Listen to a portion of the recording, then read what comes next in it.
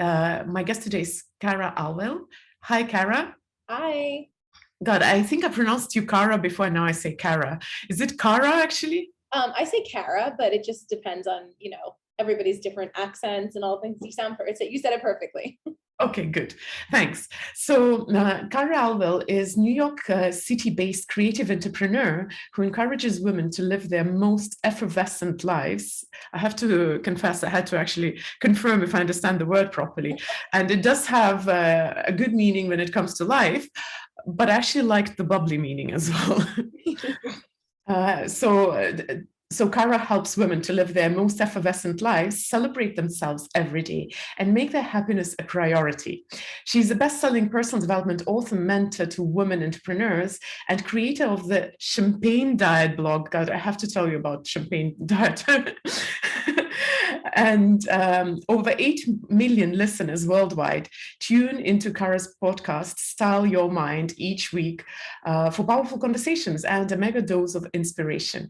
Cara is the author of 9 best-selling books, including the worldwide sensation Girl Code, that have inspired women around the world to step up into their power and fulfill their potential.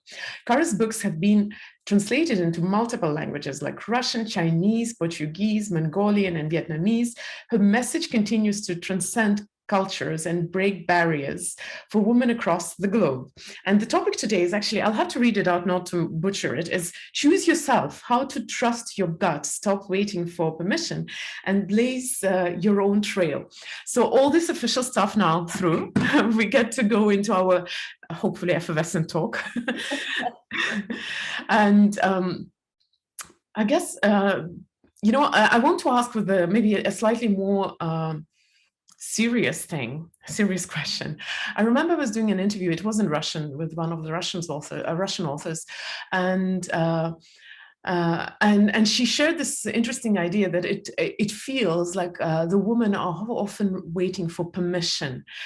She actually shared a funny joke about a woman saying, "Mom, I have cleaned the apartment, I've done the dishes, I've walked the dog, I've married, gotten children, and graduated from university. Can I go and play now?"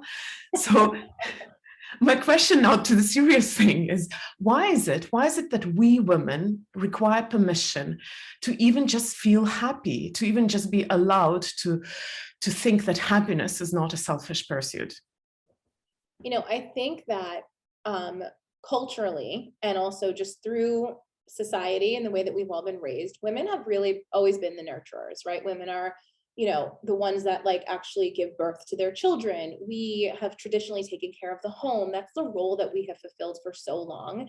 And when you think about, women's liberation or women becoming more independent, that's really a newer thing, right? Like in America, the women's lib movement happened in the 1960s. Like a lot of people on this chat were alive in the 1960s, it's not that long ago that we really started to kind of claim our independence and really put ourselves out there. I mean, the women's right to vote in the US was in 1920, so it's kind of one of those things where I think we have to realize it's still very new, and there are a lot of structures in our society and the patriarchy and a lot of traditional roles that women have they still fulfill and they still feel a need to fulfill. So I think by nature we are nurturers. However, I think that we need to start to embrace the fact that we don't have to take on those traditional roles anymore, right? We don't have, I don't have children. I've chosen not to have children. I love kids, I love my friends who are moms. They're so inspiring to me, and I think it's so admirable, but there are different paths for us to choose. And I think that we need to realize that, we can live a life that's true to ourselves, no matter what that looks like. And I think we need to let go of that need to, seek validation or approval for that. I say this all the time, men don't ask for permission to do what they want to do. No, they don't. They don't, men don't read books on how to get over imposter syndrome or how to gain confidence. Women do. And it's a lot of just what has historically been the way for us. But I think that's what really inspires me to do the work that I do, culturally across different, countries, not just here in the United States, but everywhere, and really just set the tone and create a new trail, blaze a new trail for women to follow in whatever way makes sense for them. I actually want to confirm that there's a lot of research that proves that women have way less confidence than men. I'm not going to come up with numbers out of memory. But do you think this is changing? Do you think the girls of today, or let's say the smaller daughters of today's women, are going to grow up different? Do you think they are going to take the stage without asking for permission? I hope so. I mean, I know that it's a very slow, it's slow progress. I think with things like social media, for example, I think social media is wonderful and it can be such a great tool for us all to connect. And it's how I've grown my entire movement and my business and my brand. But there's still so many things, especially, targeted to younger women, like filters and ways to alter your appearance that still perpetuate that conversation that women are not enough as they are. So I really hope that women start to change. I don't know if you know this, but 9 is the age of a girl, like a young girl, when she starts to question herself and starts to, lose her self-esteem that she's naturally born with, right? Children are, especially little girls, I think they're nurtured from a young age. You're so beautiful, you can do anything you want to do. But the age of 9 is a very critical point. So if anyone's listening right now that has young girls or is around young girls, really think about that. Like, what are the things that you're saying to her? Are you telling her she looks pretty, or are you telling her that she's smart? Are you telling her that a boy likes her because he's hitting her, or are you telling her to say no when something feels uncomfortable? I think we really need to be so aware and so cognizant of the way we're speaking to young women, because we are the generation that's raising them, right? And then they're going to raise the next generation. So we need to be examples. We need to be powerful examples of what it looks like to choose yourself, to feel like you're enough, to feel like you're powerful and you can do whatever you want to do, and you don't need someone else to tell you that you're good or you're beautiful or you're enough. I have to ask a personal question. I hope you don't mind, but considering your personal choice of not having children, how much criticism do you get for that? I believe it's quite a lot. And since I don't have this experience, so I can't really judge how it feels, but does it highlight the problems in our society, the way the society is built, and the way society perceives women, even nowadays in 2022? I don't get a lot of criticism per se, but I do get a lot of comments like, well, if you had kids, you wouldn't be able to do everything you do. Or, the only reason you can take a bubble bath in the morning is because you don't have children, or your brand is so successful because you don't have kids. But that was a personal choice that I made. And I think everybody has to live in integrity with themselves and really own their choices. And when I get comments like that, I just remind myself that, like, this is my path, and my path is completely personal to me, and your path is completely personal to you. So I really just try not to let the outside noise get to me. I also feel like I am maternal in a different way, right? I feel like all of the women who read my books and listen to my podcast and are in my programs, they're my girls, and I'm very protective of them. I have that maternal side and that nurturing side towards them. It doesn't mean that I have to raise like a little baby to have that feeling of wanting to take care of people, and especially women, right? And kind of show them the way and guide them and help them and mentor them and coach them. So it's I think you have to just own it when you face criticism or comments like that. You just need to remind yourself that, like, this is my path and this is my path. It's for me and your path is for you. And one is not better than the other. They're just personal. I have to ask you about the champagne diet. It's going to be super funny. Sorry, I kind of got so distracted. I should have actually continued with the idea of people criticizing and judging and everything. But I mean, I'm occasionally a true girl with my brain all over the place. People who are listening right now and who know Mindvalley, you will actually maybe relate. It's not a serious story, but I do have a diet which includes champagne. I remember when I started going to A-Fest. We haven't done A-Fest for a long time. It's our event. It lasts only 4 days. It's full of glitter and wonder and whatnot. I started joking that I have this CCCP diet, which is actually abbreviation of Soviet Union in Russian letters. And it consisted of coffee, chocolate, champagne for diet, for nutrition, and party for exercise. But that's of course jokes. But of course, when I saw that you have champagne diet, I related. It was like, okay, we have to talk about that. Can you explain why champagne diet? It's our society is rather judgmental. So is it okay that it is Yeah. bubbly and with a certain content of alcohol? So this is how the champagne diet began, because everybody's curious, like, where did this name come from? 14 years ago, next month, so May of 2008, I was working in my full-time job. I worked for MTV. I was in advertising, digital advertising. And I was at a crossroads in my life. I felt like I was really burnt out on work and wasn't taking care of myself, wasn't eating well, wasn't going to the gym. And I was like, talking to a coworker who was very healthy. And I said, I think I'm just going to like try a new diet. I need to lose some weight. I need to feel energized. I need to feel better about myself. And she's like, stop dieting. Because in America, it's like very diet culture focused, right? Weight Watchers and South Beach diet and keto and all these different things. She said, why don't you just, she's Israeli. So she said to me, just eat healthy, like eat like a Mediterranean diet, start eating more fish and more vegetables. And, I had never really like eaten Mm-hmm. that way in my life. I was eating like lean cuisine dinners, frozen foods, all the junk. So I said, okay, I can do that. That sounds great. But can I still drink? Because we live in especially in my career, we were in this culture where we were going to a lot of happy hours and entertaining clients, and you work a stressful job. You want to come home and have a cocktail. So she looked at me dead in the face and she said, of course you can still drink, but you can only drink champagne. Like, totally serious. And like, as if it was like, this prescription. And I said, okay, well, why? And she explained that, there's only 90 calories in a glass of champagne, and it's, this very sexy drink, and what do all the models drink? And so it became very tongue in cheek. This thing where I would say I'm on the champagne diet, because I did start to have champagne instead of like a dessert, or if we went out, instead of like a heavy sugary caloric cocktail, I would have a glass of champagne. And I started a blog based on that concept, but really it became a metaphor very quickly. It wasn't just about the drink. And I tell everybody this, the champagne diet is not just about alcohol. It's not about alcohol at all, actually. It's about a metaphor, a symbol for living effervescently, living bubbly, sparkly, enjoying life. When we think of champagne, you think of celebrating, right? You think of toasting yourself. You say cheers to something you're excited about, you're happy about.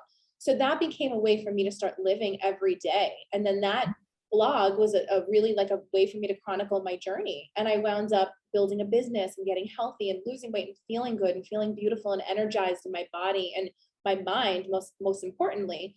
So the champagne diet has always just been a brand around, celebrating women and getting women to celebrate and love themselves for who they are inside, not just outside, but really who they are, and feel empowered in the kind of life that they want to create for themselves. I call it a champagne life. It's a life that feels good, that feels glittery, sparkly, bubbly, feels like you're giving yourself everything that you want. Mm-hmm.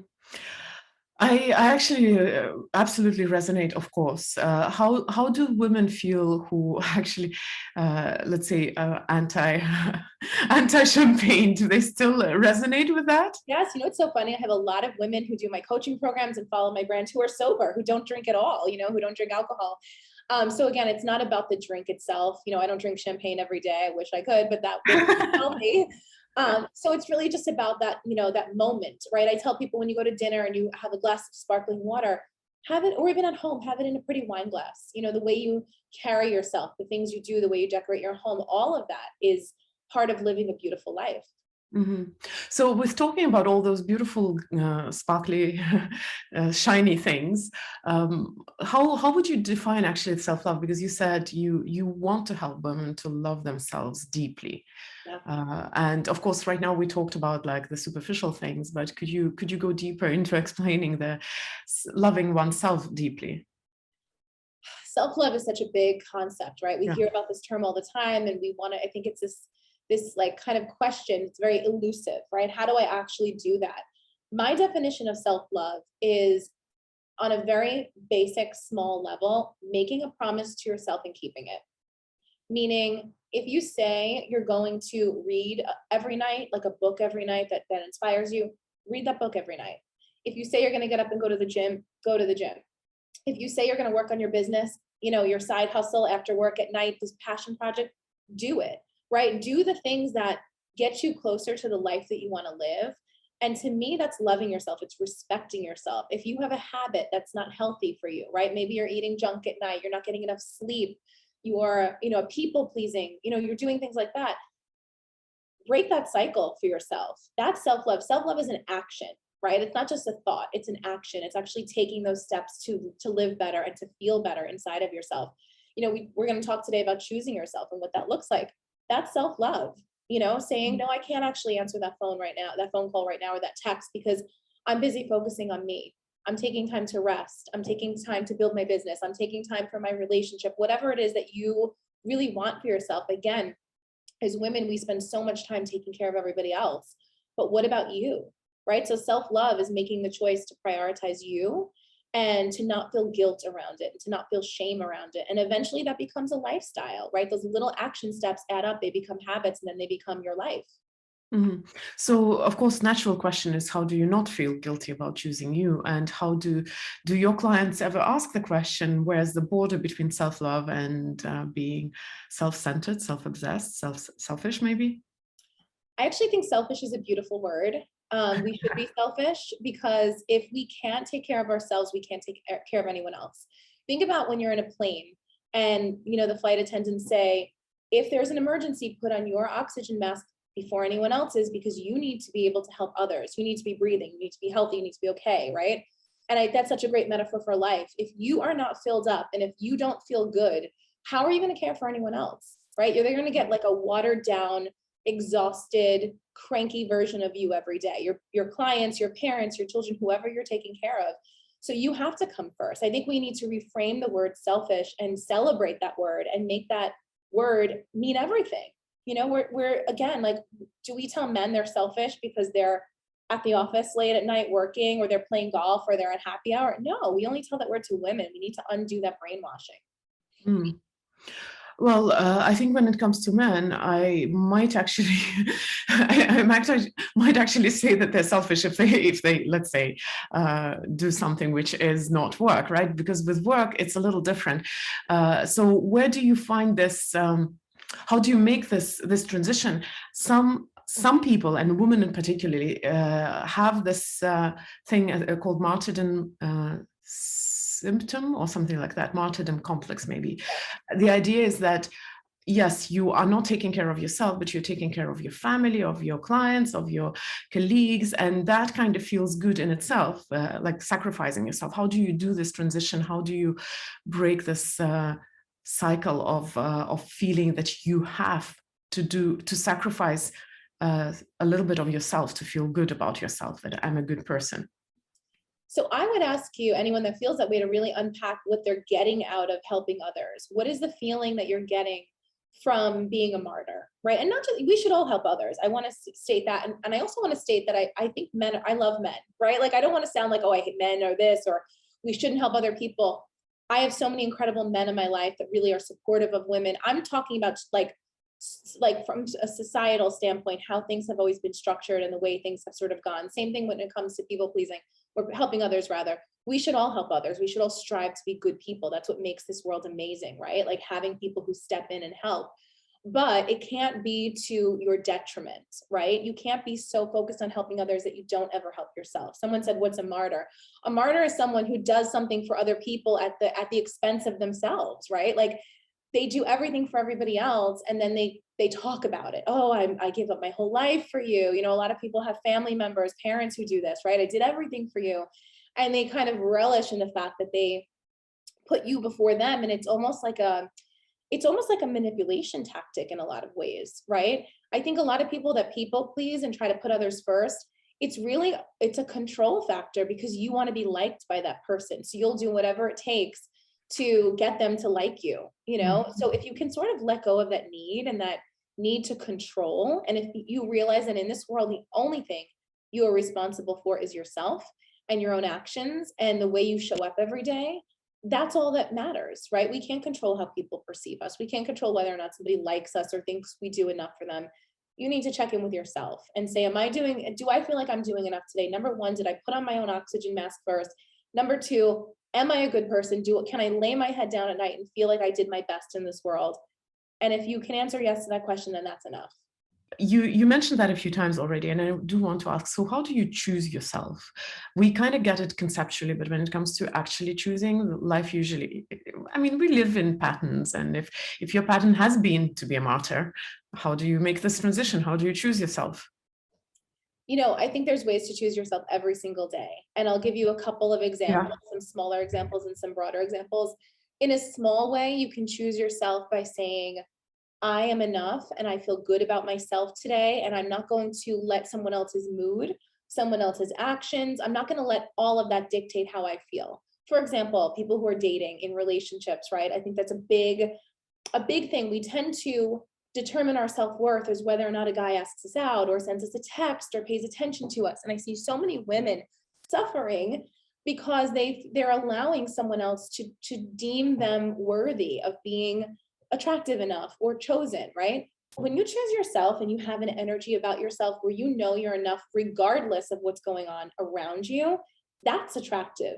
That makes you feel good. That makes you feel fulfilled. That makes you feel like I'm good no matter what. So I talk to a lot of my clients about making sure that you're choosing yourself every single day when it comes to the interactions that you're having with other people, not putting your happiness and your mood in the hands of anyone else. Another way that I've chosen myself is like through business and my career. So I've written 9 books, but what people don't know about me is that my first book was actually, I tried to get a book deal, and my first book was rejected by 19 different publishers. This was 10 years ago. 19, I didn't even know 19 publishers existed. They all rejected me. They all said, no, you're not a good enough writer. You're not a celebrity. You're not famous enough. You're not big enough. Your story's not interesting enough. And I went out there and self-published my first book. I actually self-published my first 4 books before I ever got a book deal. And then I wound up, my 4th book went viral and it exploded. And I landed a traditional book deal, double book deal. And then I actually went back to choosing myself because I actually hated the book deal and I hated working with the publisher. And I loved being independent. I loved calling the shots for myself, building my own brand, my own business, my own books. So that was another way that I was able to do it, right? To not tell myself, I'm only going to be an author if a publisher picks me and chooses me. No, this is the dream I have for me. So I encourage everyone listening right now to think about something you really want in life, right? Maybe you're thinking about moving to a different city. Maybe you're thinking of leaving a toxic relationship. Maybe you're thinking of starting a business. Maybe you're thinking of getting healthy and transforming yourself, your body, your mind. Stop waiting for someone to come along and say it's time, because now is the time. I really believe that God, universe, whatever you believe, would never give you a vision if it wasn't meant for you to fulfill that vision.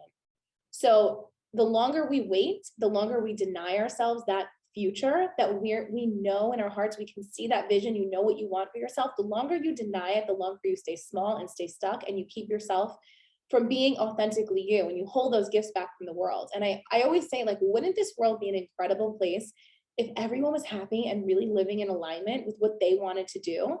Like, think about how different our interactions would be if people were really happy. So the biggest gift you can give yourself and the world is to do what makes you feel good. I absolutely agree with that.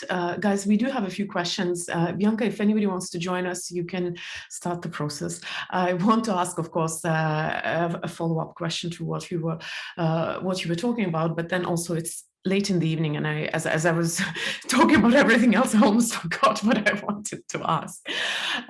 So we're essentially talking about actually getting the permission to do the things that you dreamt of. But if being a devil's advocate right now, what do you do with all your responsibilities in life? Because maybe you did want to do something outrageously brave, but you have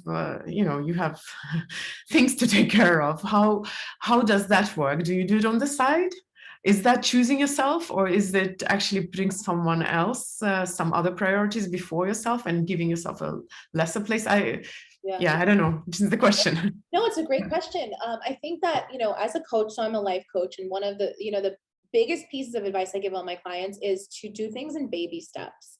You have to take those small, tiny little steps sometimes, and they eventually add up and they become your future. So when I started my blog 14 years ago, I was still working full time, and I stayed in my full-time job for 8 years. 6 of those years, I was building my side hustle. So I chose myself on the weekends, in the evenings, whenever I had time off, and I built my business. On my lunch break in the morning before I got up, it took time.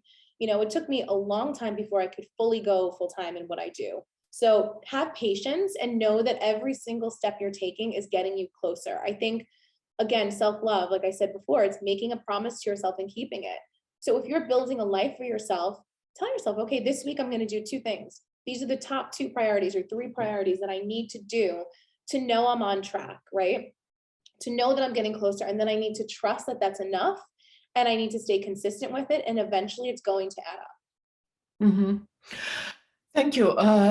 Bianca, do we have someone to join us? There are 2 questions I see. I'd like to give it. Yes, we have 2 questions, but I think the people only want the questions to be read. Oh, okay. Okay, sure. I'll pull up the questions.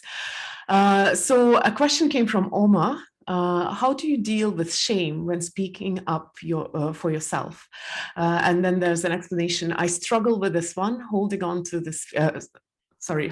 this feeling. I rather not speak nor share my thoughts or feelings. I don't want to hurt anyone or come across as rude. So the question itself is actually, how do you deal with shame when speaking up for yourself? I think shame is an illusion we create within ourselves, right? It's a feeling that we create. We can only feel shame if we allow ourselves to feel shame. So I would challenge you to think about, what are the positives that can come out of me speaking my truth? What would my life look like if I could be fully self-expressed? Who could I potentially help through speaking my truth? And kind of flip the script on it, right? Whatever we focus on expands. So if we're focusing on shame and guilt and fear, we're going to get more of that. But if we focus on every good thing that could come out of speaking up, we're more inclined to do it.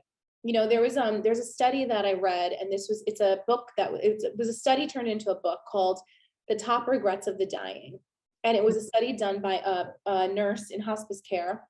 I believe it was in Australia. And she interviewed all of her patients who were dying. You know, they were at the end of their lives. And she said, what was your number 1 regret? And every single person said, I lived a life that was not true to myself. Mm-hmm. I feel like I should have done more in my life, and I should have been more true to who I am. And I think of that study every day. That's what motivates me to speak up, to release the shame, to release the fear around doing things I want to do. Do you want to get to the end of your life and feel like you should have done more? You know, do you want to get to the end of your life? Being aware of our own mortality is so powerful. So I think to answer that question, where do you want to be? Like, hopefully when you're 80, 90, 100 years old, like, you know, do you want to feel fulfilled, or do you want to be living in regret? I'd rather feel like I had experiences, and if it landed the wrong way with someone or someone didn't understand it, knowing that I did my best, and that's not my problem, is not how people perceive me. My only concern is how I perceive myself. Mm-hmm. Of course, the follow-up question would be, do you think everybody knows what they want? What is being true to themselves or being authentic? Some people are so stuck in their hamster's wheel, they have no capacity to think beyond, what should I cook for dinner? I think everyone knows, but I don't think everyone has given themselves permission to admit it out loud. So I think if you're in a space where you feel like you don't know, I would encourage you to get really quiet and shut off all the noise around you that distracts you. You know, maybe take a little social media break, spend some time alone, take yourself out to a meal, a coffee, a walk, anything, whatever you can do, a vacation if you can get away. I love to travel solo. That's one of my favorite things to do. If I can take a weekend somewhere and go clear my head, even if it's just in the bathtub, whatever you can do with the time you have. And ask yourself, like, who would I be if I was really, really, really living authentically? What would my life look like if I could really be true to me? And allow yourself to to be limitless about it. I think sometimes we are like, oh, well, I can't, we talk ourselves out of it before we even go there. Well, that wouldn't be realistic. I have kids, or I have a sick parent, or whatever, right? I don't have enough money. But really let yourself play in that expansive, creative energy and see what comes up for you, you know, and let yourself just get lost in that for a little while. And I think when we can just give ourselves permission to dream, things come up that we maybe buried or we didn't even know were there, but you've got to begin somewhere, right? So I challenge everyone to do that today if you can. Just be limitless. And then, you know, the rest kind of falls into place. Of course, I have to ask, what does it mean to live authentically? Is it only about your dreams? Like, what do you dream about? What career you want to build? Or is there like any other aspect where you might not be living authentically? You know, I think it's in everything. It's in the way we dress. It's in the way we speak. It's in the choices we make. It's in the conversations we have, right? Being authentic means not putting up a facade or a front or changing ourselves for the sake of something else, right? So I think like if you can even practice being authentic and like, you know, I remember a couple years ago I dyed my hair pink, and it was something I wanted to do so bad, and I was like, oh, I want pink hair, but I don't know, what are people going to think of me? And the second I dyed my hair pink, I felt so alive and I felt so true. And so many people came up to me and said, oh, I've always wanted to do that, I wish I could. And I'm like, you can just do it.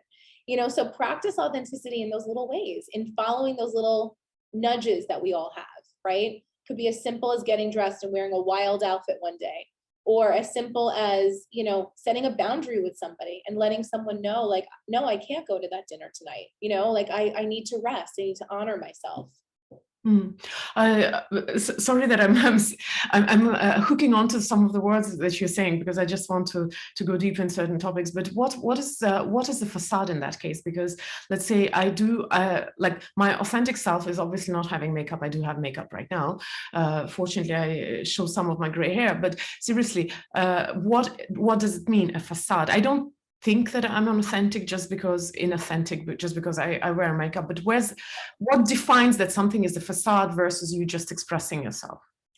So I think okay, I'll give you an example. When I was working my full-time job, it was in a corporate role, and I was in a director level job. I had a big office. I was making a lot of money, had a team under me, and it looked good on paper. Everyone around me thought I was successful. I did not feel successful because I was not happy. I was not creative. I wasn't living up to my potential.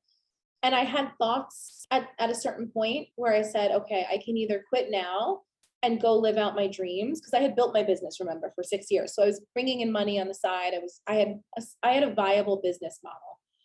But there was a part of me saying, just stay here, stay in this corporate world, be this director, try to become a VP, just stay this path. This is just easier, right? This is what looks good on the outside. This is what the world expects of you. This is what make your mom happy, right? Because it's safe. And I had a crossroads, and I had to say, do you really want to like live that way? Or do you really want to live true to you? Do you want to be creative? Do you want to build your business? And I had to leave, and I quit. You know, so a facade would have been staying in that corporate world and being this like business girl and staying in this job, but that didn't feel real. Didn't feel like I'd be happy. So I left. So that's kind of what I mean. I think as far as things like makeup, I love makeup. It's fun. I love hair color. That's self-expression to me, right? I think it's a facade when it's what you really don't want to do. And you're like, oh, I hate this, but I'm doing it anyway to be accepted, right? There's a big difference between the two.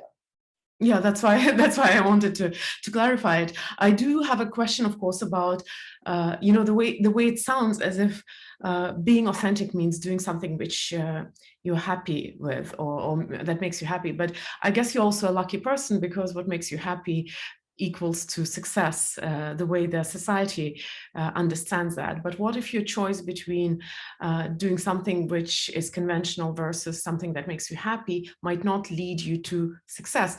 Very simple example. A young person is trying to pick where to study, and good meaning family says business, law, whatever. And let's say a young person wants to study something creative. That would make the person happy, but you know, making money with music or art is not an easy job.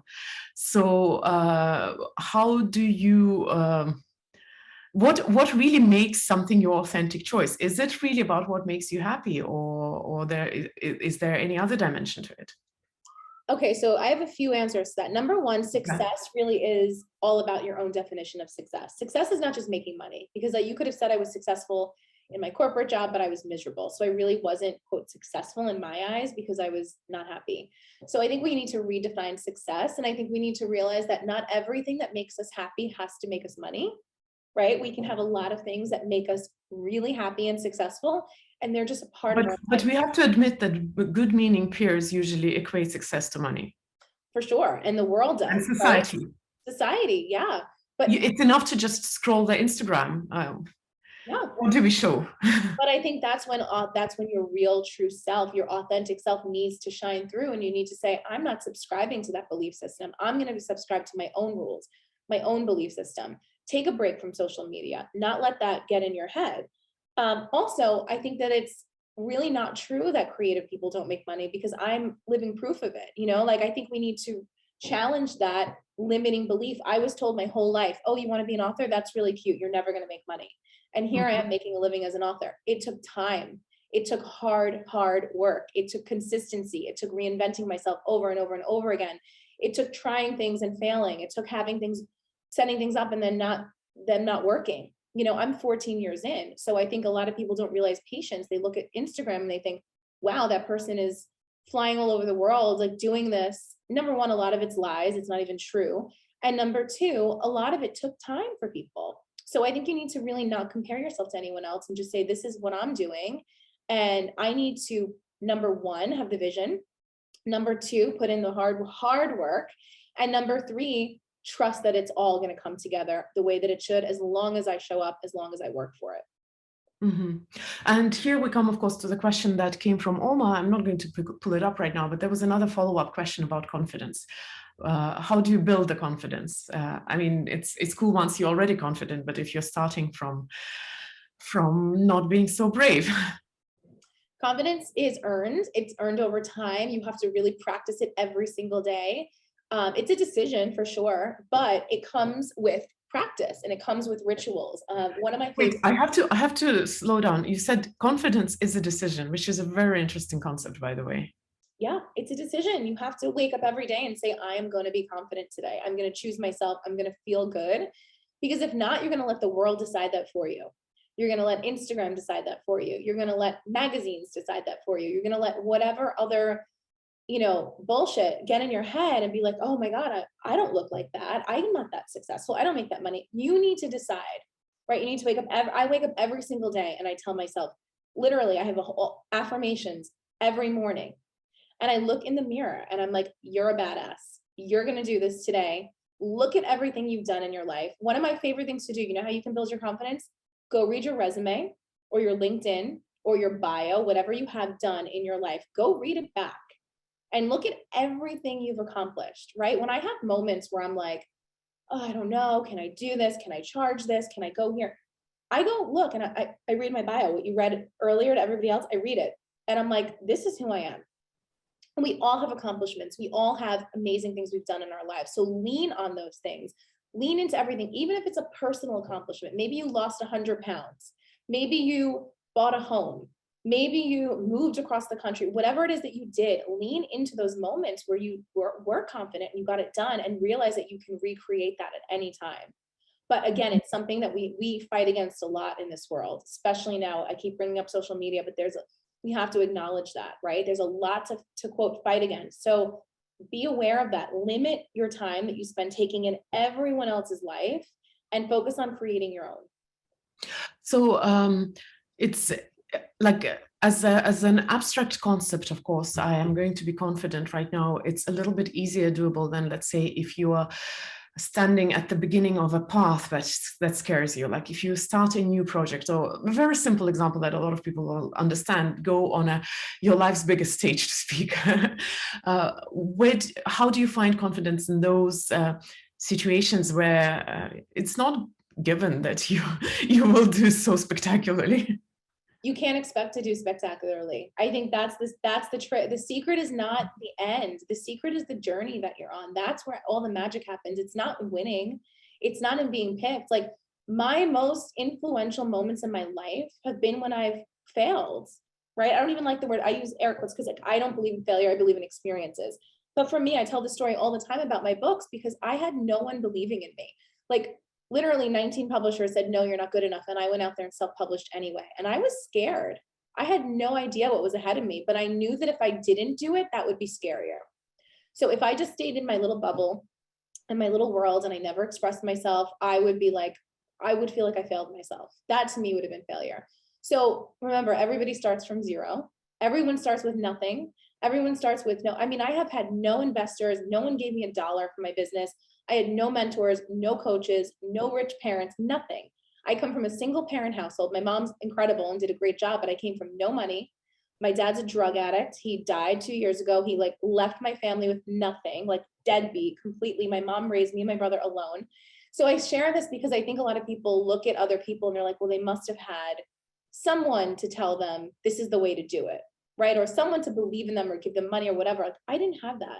And you don't need that. That's not necessary. I think you just have to have a hunger inside of you. For me, it was always just like, I could live this really basic life that everyone expects of me, or I could live a big life. And I knew I wanted to live a big life, and living a big life involves risk. And you have to take those risks, and you have to risk being uncomfortable, right? You have to be okay with not knowing how it's going to turn out. And the alternative to me is scarier. So if you can find whatever it is within yourself, that little hunger, even if it's a tiny little voice saying, just try it, just go for it, cling to that, like hold on to that and let that grow inside of you. And then just take those small steps. You don't have to go from point A to point Z, but like one little step. And then that's how you start to build that confidence. When you're like, oh, I did that, it wasn't so bad. Let me do one more step and take one more step. And then eventually you've connected all these dots and you're like, oh my God, look at what I've built for myself, Mm-hmm. Bianca, I know there are more questions. Maybe somebody wants to join. We still have a chance, not much, but maybe somebody will have a chance to join us. Meanwhile, I do have to ask about support group, because you mentioned that a few times, that you were your biggest cheerleader. Isn't that a little bit of a lonely journey, or do you actually have other support group who remind you of your greatness when you doubt yourself?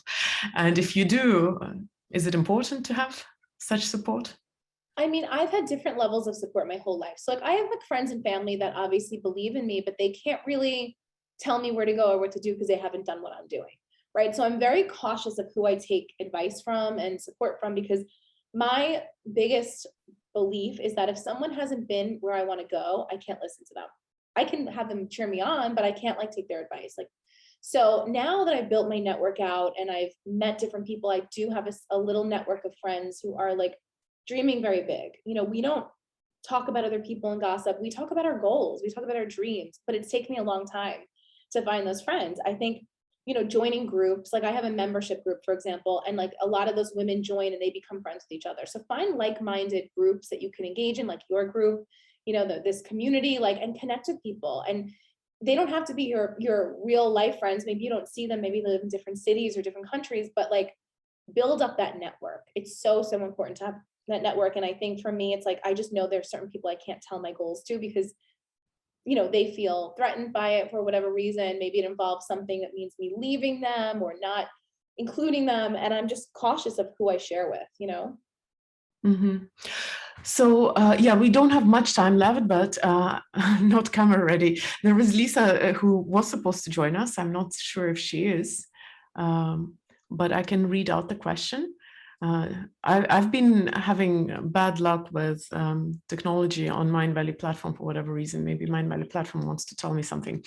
So there's a question from Lisa. Are all desires okay? How do you know if your desires are selfish? Well, we come back to selfish. There's another question actually from her, but I think this one is a good one.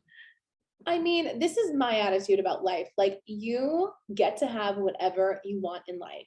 You get to be whoever you want to be, right? As long as we're not hurting someone else, as long as you're not like, I think, if your dream is like to live a good life and be happy, why do we feel like we can't have that, right? Like, I would ask yourself, like, what story am I telling in my mind about why that's selfish? Where did that come from? Who told me that? Because it probably wasn't you, Lisa. It was probably someone else, right? Maybe it was a parent, maybe it was a relative, a friend, or someone along the way that told you that. So I would just ask yourself, like, what feels good to me? And again, like I said earlier, if I don't do this, what am I giving up? If I don't pursue my desires, what am I giving up? What am I risking in my life? What am I leaving behind? I think when we're talking about our goals and desires, then this is a little easier because, who cares what I do for work? But in everyday life choices, very simple example, you said sometimes maybe you have to set boundaries. So let's say someone who considers you a friend asks you for a favor, and for whatever reason, and I don't think we have to apologize, but for whatever reason, for example, you have to say no.